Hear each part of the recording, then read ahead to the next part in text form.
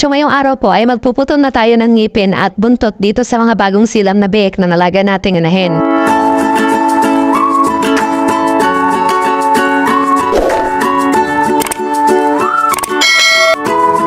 At least 24 hours po muna yung pinapalipas natin bago natin pinuputulan ng ngipin at buntot yung mga biik na ipinanganak na nalaga nating inahin. Ay para mabigyan natin yung mga biik ng sapat na oras para makadede ng colostrum galing doon sa alaga nating inahin. Kapag ka nagputol po kasi tayo agad ng ngipin at buntot sa mga biik na ipinanganak na nalaga nating inahin ay mataas po yung posibilidad na hindi muna sila didede dahil masasaktan sila. Hindi kasi maiwasan nasusugatan yung gilagid ng biik kapag ka nagpuputol na tayo ng ngipin sa kanila. O kaya naman ay nababasad po yung pinaka-base ng ngipin nila na pinagputulan natin. Kaya naman yun po ang nagiging dahilan kung bakit hindi mo na dumidede yung biik sa alaga nating inahin. At yun po yung pinaka-iniiwasan na hindi sila makakadede ng maayos sa loob ng 24 hours matapos sila may panganak. Dahil ito po yung mga oras na nagpuproduce ng colostrum yung alaga nating inahin at kailangan pong makadede ng maayos yung mga biik na pinananak niya.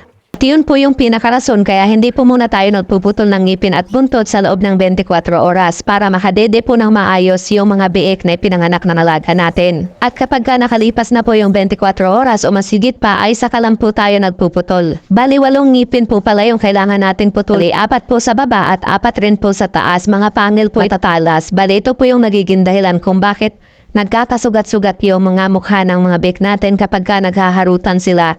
At kailangan po talaga natin sila putulan ng ngipin dahil ito rin po yung dahilan kung bakit minsan ayaw po magpadede ng mga inahin sa mga biik na ipinanganak nila. Kapag ka hindi po kasi natin pinutulan ng ngipin yung mga biik, yung mahinang gatas po ng alaga nating inahin, mabilis lang po gamutin yan. Bali kailangan lang natin sila bigyan ng Pyrolap para mas lumakas po yung production nila ng gatas. At bukod sa ngipin ay nagpuputol na rin tayo ng buntot. Ginagawa po namin ay gumagamit kami ng forceps. Tiniipit po muna natin ito bago natin putulin para maiwasan po natin yung pag-bleeding doon sa pinagputulan natin. Rason po kung bakit natin pinuputulan ng buntot ay para maiwasan po natin yung cannibalism. Kasi kapag ka naglalaro yan, nakikita ng mga kapwa nila biik yung buntot nila na kumakaway-kaway, ay hindi naiiwasan na kakagatin po yan ng mga kapatid niya. Kapag ka dumugo na po yan, ay hindi po yan titigilan ng mga kapatid niyang biik. Hanggang sa mapudpud na po ito sa kakangat-ngat ng mga kasamahan niya. At pwede po itong magdulot ng infeksyon sa biik at maaaring niyang ikamatay.